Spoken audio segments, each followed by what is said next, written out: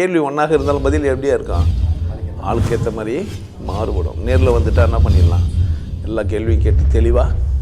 அதுக்கு தான் சத் சங்கம். என்னுடைய நோக்கம் எல்லாம் மனிதர்கள் எல்லாம் மகிழ்ச்சியாக இருக்கணும், அவ்வளோதான்.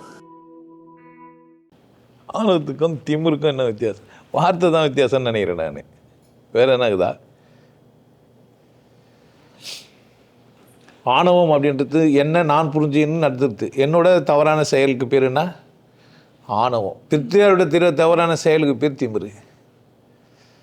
நானே செஞ்சு நான் கண்டுபிடிக்கிறேன் இல்லை, என்னுடைய திமிர் தந்தை நான் கண்டுபிடிச்சேன்னா அது பேர் என்ன?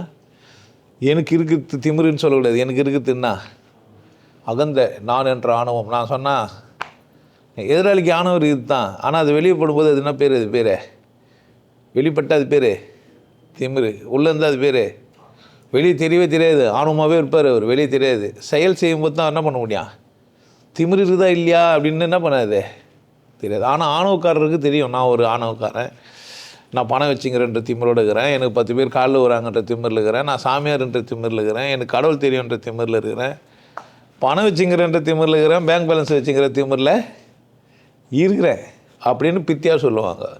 இதெல்லாம் இருக்குது, நான் இருக்குன்னு அது பேர் என்ன? ஆணவம். ஆனால் பிடிச்சவங்க அப்படின்னு வச்சுக்கோங்க, எனக்கே நான் செய்யலாம் பிடிச்சது கரெக்ட் தானே, கடவுள் என்ன ஆசீர்வதிச்சுக்கிறாரு, நான் அதெல்லாம் இருக்கு தானே ஆகணும், பைக் வச்சுக்கிறேன் தான் போக முடியும், நீங்களாம் மதிக்க மாட்டீங்கன்றதுனால. புரியுதா என்ன சொல்கிறேன்ட்டு? அப்படி இருந்தால் அது பேர் என்ன? அக அலங்காரம். அக அலங்காரம். வெளிப்பத்தினா அது பேர் திமிரு இல்லை, கெத்து. கெத்தாக இருப்பார். புரியுதா என்ன சொல்லிட்டேன்? பிடிச்சிருந்தா என்ன சொல்கிறாங்க, அதே 2 வார்த்தையை கெத்துனும் அகங்காரம்னும் சொல்லுவாங்க. பிடிக்கலன்னா நான் எப்போவுமே சொல்லுவேன், சரி தப்புன்னு ஒன்று இல்லவே இல்லை. எங்கேயுமே இதெல்லாம் என்ன பண்ணிக்காதீங்க, ஆணவம் தப்பா திமிரு தப்பான்னு. நான் அப்படி தானே இருக்கணும், அப்படி தானே. தடவி குத்த மாடு ஓடுமா என்ன? என் சொல்லணும், என் ராஜா கொஞ்சம் வேகமாக போ, என்ன போகுமா என்ன? இல்லையே. தேவைப்படுது ஒரு ஜாட்டி இல்லை, ஒரு அடி தேவைப்படுது அதுக்கு. சில பேருக்கு அது மாதிரிலாம் சொல்ல வேண்டியதாக இருக்குது. செல்லமாக தடவி குத்தி எழுப்ப முடியும்? செல்லம் எழுந்திருப்பா, ஸ்கூல் போனோம் நல்லதுன்னா கேட்பாங்க. ஏய் அப்படின்னு டக்கு பூச்சின்னு எழுதுப்பாங்க. அடுத்தது என்ன பண்ணுவோன்னு தெரியாது, ஒரு பாலி தைடி எடுத்தது மேலே ஊற்றினா தான் என்ன வராங்க. கரெக்ட் தானே? நல்ல வேலை நீங்கள் யாரும் 40 நாள் கொஞ்சம் பேர் தான் வந்துடுறீங்க, வந்தாக்க கொஞ்சம் கஷ்டமாக இருக்குன்னு நினைக்கிறேன். இல்லை அங்கே எல்லா பேச்சும் நடக்கும். மரியாதையாக தடவி குத்தி பேச முடியும்னு நினைக்கிறீங்க? முடியாது, பயந்துட்டு வராமல் போயிட போகிறீங்க. அதுவும் உங்கள் பிரச்சனை தான். ஆணவம் திமிரு ஆளை பொத்து மாறுது, செயல்களை பொத்து மாறுது. வேறு பற்றி பார்க்க வேணாம். ஒரு மனிதன் கொண்டாட்டமாக இருக்கிறான் அப்படின்னா அவனை பார்த்துட்டு ஆணவமாக இருக்கிறான்னு சொல்லலாம். ஏன் பிடிக்காதவங்களை என்ன சொல்லுவாங்க, அவனுக்கு என்ன திமிரு தெரியுமா, வாய் தானே பேசி ஏன் அவளை மாலை போட்டுக்கணும்? இல்லை, வாய்க்கு மாலை போட முடியாது, சின்னதாக 2 பூ மட்டும் போட்டு எங்கே மாட்ட முடியுமோ தான் வர முடியா. பேச தானே வந்துக்கிற, வேசி தான் கட்டிக்கிற, ஏன்டா ஜெட்டி போட்டுக்கிறேன்னு கேட்போனேப்பா. அதெல்லாம் என்ன தான் இல்லை, நோ ரூல்ஸ் நோ ரெகுலேஷன். கொண்டாட்டமாக பார்த்தோம்னா எல்லாருமே பிடிச்சிருச்சு, இந்த உலகம் பிடிக்குது, இந்த உலகத்தில் நான் சந்தோஷமாக இருக்கணும்னு நீங்கள் நினச்சிட்டிங்கன்னா எல்லோரும் எப்படி பார்ப்பீங்க? தனித்தனி அழகாக பார்ப்பீங்க. புரியுதா? மழை மட்டுமா அழகு? சுடு வெயில் கூட தான் என்ன அழகு, வெயிலோட உறவாடிட்டு. மொத்தம் கோவமாக தான் அதை பார்த்து ரசிக்க தெரிஞ்சிச்சுன்னு வச்சிங்களேன், உங்களை ஒன்றுமே செய்ய முடியாது. பாவம் தான் ஒருத்தன். ஓகே, நல்லா கோவப்படுறீங்க நீங்கள், இன்னும் கொஞ்சம் திட்டுங்க, இன்னும் ஒரு 4 வார்த்தை சொல்லுங்களேன் அப்படின்னா. புதுசாக இருக்குது இந்த வார்த்தையெல்லாம் நல்லா தான் இருக்குதுன்னா பெஜராகிடுவோம். நான் நிறைய பேர் சிரிச்சு வெறுப்பேற்றிக்கிறேன். வெறுப்பாகணும்னு சிரிக்கல, அவங்க பேசிட்டு எனக்கு சிரிப்பு காட்டுற மாதிரி இருக்கும். அதில் எனக்கு சொந்தக்காரங்களே அதிகம், கல்லெல்லாம் தைச்சிக்கிறானுங்க. நான் சண்டை போடுற சிரிக்கிறேன், என்னென்ன ஏன்டா சண்டை போடுறேன் நான்? ஆமாம் சார், எதுவும் ஒரு பிரச்சனைக்கு தான் போகிறேன் ஒன்று. ஆனால் திமிர ஆணவம் ஆளை பொறுத்து மாறுது.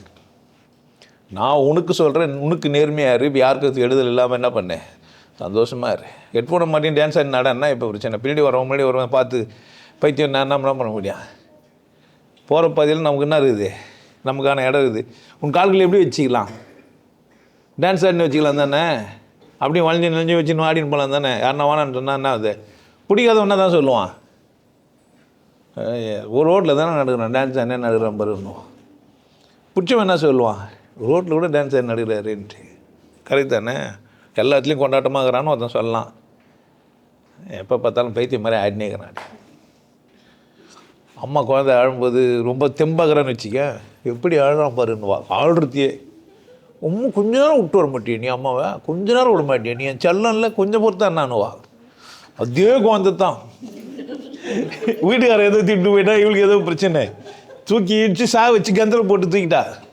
சாவே அது குழந்தையே செத்துட்டு சாவு வச்சிட்டேன் எங்கள் ஊரில். சாவுவேன் குழந்தை. ஊரில் இருக்கிறவங்களாம் பார்த்து கண்டுபிடிச்சி என்ன திட்ட போகிறான்னு ஆட்டிக்கிறா. போய் தலையிடுச்சோடனே அமைதியாகிடுச்சேன் அந்த குழந்தை. செத்துட்டு கந்தில் போட்டு அப்புறமா தூக்கி குங்குத்தத்தை கழிச்சு ஊரில் இருக்கிறவங்க நாங்கள்லாம் ஓடி போய் போலீஸ்லாம் வந்து பெரிய பிரச்சனை ஆயிடுச்சு. உங்களுக்கு வெறுப்பு அப்படின்னு ஒன்று வந்துச்சுன்னு வச்சுக்க, இந்த உலகம் தலைகீழாக தெரியும். உங்களுக்குள்ள அன்புன்னு ஒன்று மறந்துச்சுன்னு வச்சுக்க, எல்லாம் ஆணவ தாண்டவாடின்னு இருக்கும். ஆஹா, நம்மளை நீளம் வந்துடும் சொல்லி விட்டு இவன் மட்டும் நடுவில் ஒரு கல் சைடில் 2 கல் சப்போர்ட்டு வச்சு போட்டுன்னு வந்துடுறான் பாரு அப்படின்னோம். போகிற போக்கில் குங்கம் வச்சு திட்டணுவான் அவன். நான் சாதாரணமாக சொல்லிட்டு போயிருப்பேன் போகிறதுக்கு. எனக்கு என்னமோ குங்கம் வச்சா பிடிக்காது மாதிரியும், குங்கத்துக்கு நானும் என்னமோ எதிரி மாதிரியும். அப்படியா? எல்லாம் கிடையாது. எனக்கு எந்த மதமும் எனக்கு எதிரான மதமே இல்லை. அவங்க அப்படி பார்க்குறாங்க. நிதானமாக என்னை புரிஞ்சுக்கிறாங்கன்னு ரொம்ப அழகாக கரெக்டான இருந்தாலும் மனுஷன் பேசுன்னு மாதிரி ஆணவம் திமிரெல்லாம் பார்க்குற பார்வையில் தான் இருக்குது. நான் உங்களுக்கு சொல்கிறது, நான் உங்களை ஆணவமெல்லாம் பார்க்க மாட்டேன். வந்தவொடனே நல்லா இருக்கிறியான்னு கேளு, நல்லா இருக்கிறேன்ற என்ன பிரச்சனை இல்லை? புரியாத பிரச்சனை. நம்ம என்ன பண்ணலாம், பார்க்குறோன்னா வேறு போயிடுவான். என்னென்ன இவனுங்கெல்லாம் இது இப்படி பேசிக்கிறான்ல, அஜிகஜிமாக இருக்குதுன்ட்டு ஜாலியாக இருக்கா. உங்களுக்கு எல்லாருக்கும் ஒரு விஷயம் சொல்கிறேன். ஆனந்த வாழ்வு அப்படின்ற ஒரு கோர்ஸ் யூடியூப்பில் போட்டு வச்சுக்கிறேன். Happy life course. நீங்கள் மெம்பர் ஆனீங்கன்னா ஆனந்த வாழ்வு கோர்ஸை நேரடியாக நீங்கள் யூடியூப்பில் பார்க்கலாம். ஃபேமிலியாக டிவியில் போட்டு என்ன பண்ணலாம், எல்லாரும் ஃபேமிலியாக போட்டு பார்க்கலாம். ஒருத்தர் தான் சப்ஸ்கிரைப் பண்ணீங்க, 5 பேர் 6 பேர் என்ன பண்ணலாம், நீங்கள் அதை பார்க்கலாம். வாய்ப்பு பயன்படுத்திக்க. நல்லா இருங்க, சிறப்பாக இருங்க, கொண்டாட்டமாக இருங்க. உங்களை நீங்கள் மதிப்பு மிகுந்தவராக மாற்றுறது உங்கள் கையில் தான் இருக்குது. நல்லா இருங்க. நான் ஒரு வாய்ப்பு, என்னை பயன்படுத்திக்கலாம். நல்லது.